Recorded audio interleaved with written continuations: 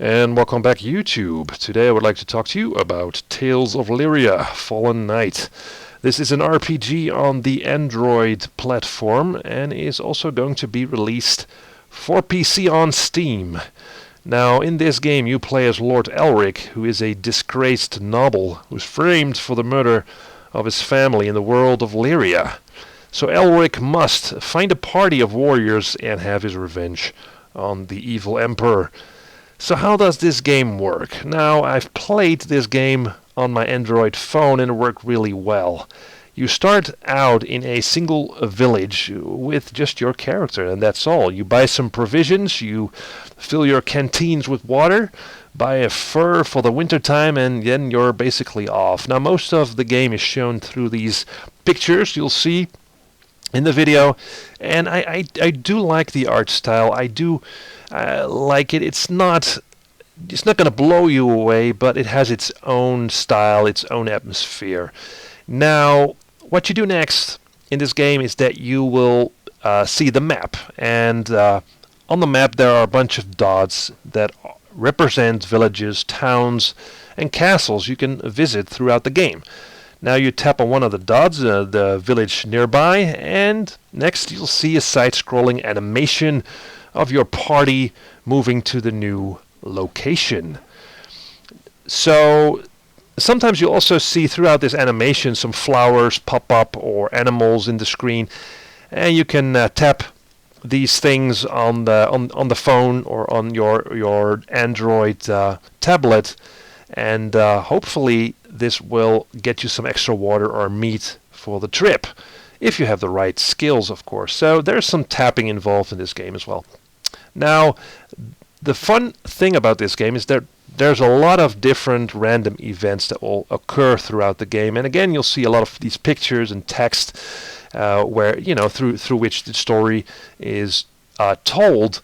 And as the story progresses, some new characters will join your cause who are really different because they have different abilities, like an archer or a mage, and it's really a lot of fun. It's not that you only fight enemies in this game. There's a lot to learn about your companions as well. What drives them?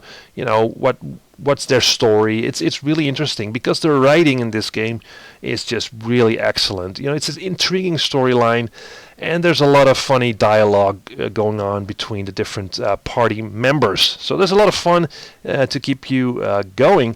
Although it's sort of randomized, everything, but you see a lot of new stuff throughout the game, so it's never boring. For instance, there is this character, Castle, who will join your party, but he's really a kind of unlawful, really a strange character, and you can send him to a brothel in a village, and that will rise his spirits. So he will feel better if you do that. It's also interesting that some of your characters will be more happy if you do good deeds, like, for instance, give money to a beggar, and others will be happy if you just kill the beggar and take the money. So there's really a lot of interesting ways of doing things.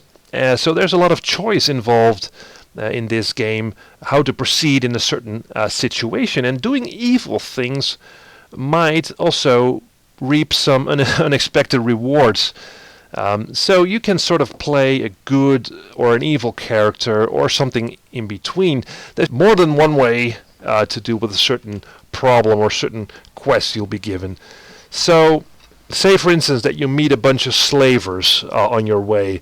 You can choose to stay out of the situation, or you can give the slavers some gold in order to have the slaves be released, or you can pick a fight with the slaves and kill them all, and then basically set the slaves free. Now, these decisions have an impact on the general morale of your group, so that's a lot of fun. So there's a lot of different events throughout the game, and these events. There's a lot of these events, but if you play this game for a very long time, I've spent I think 20 hours until I finished it. You'll see some events reappear. So there is some grinding involved. There is some repetition in this game, but it didn't bother me that much. So in doing these things and killing monsters and killing enemies and doing these little quests you'll be given, you'll get gold and XP. So you and your comrades will level up as well. You get some experience points to raise your strength and agility or your intelligence. That's really good for mages, by the way. You also meet trainers throughout the game. In the mage or the fighting guilds in each town, they can raise your abilities as well. Now, gold can also be spent in the blacksmith for weapons, or in the mage guild again for raising magical abilities. Or you can go to the chapel if you have any ailments that were the result of a trip. Then you can be healed there, so you'll get your hit points back, which is a good system, I think. Now, the fighting system in this game is quite simple, but it's very effective. Now, there's a kind of auto-resolve a situation in this game where the battle sort of plays out, but you can also manually interfere, like change the formation of your group, like you put the healers at the back and the warriors in the front.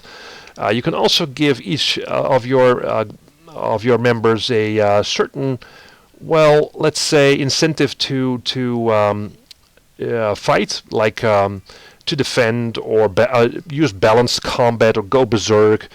Or you can instruct your mage to use only fireballs and concentrate also on healing of other party members. So you can make it as deep as you want in this game. Now, interestingly, the enemies seem to scale with your level, so there's always a challenge, but it becomes a bit ridiculous after a while. Because at the start you'll fight these level 1 rats, and further into the game you'll be fighting level 7 rats. So, but still there's a great selection of different enemies, including all the fantasy favorites like trolls and bandits and wraiths and undeads and dragons and all that. It's really, there's a lot of content in this game. But again, at some point, if you spend a lot of hours in this game, then some repetition will set in. Because you'll be wandering around a lot on the map. So, as I said, you can buy weapons and armors at the blacksmith, though there isn't a huge variety, especially not in high level weapons. So, what I did like about the weapons and the outfits, you can let your characters wear them and use them, of course, and you will actually see them wear the outfit when they're wandering, with this side-scrolling animation. So you actually dress up your party, and that's just a lot of fun. Although later on you'll be able to buy also some really rare weapons from the Candyman, which is really funny.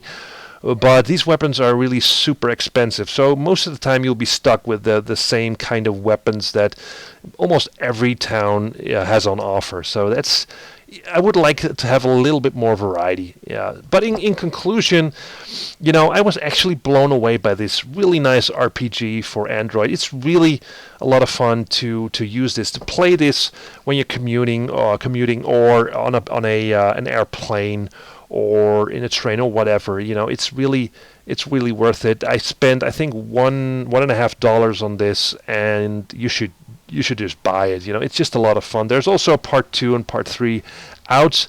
I will be checking those out as well. They're probably more of the same, but it's really what I like, and it's really a pocket RPG that you'll take with you on your travel. So it's a really nice thing. And I hope you liked the video. Let me know what you think, and see you next time.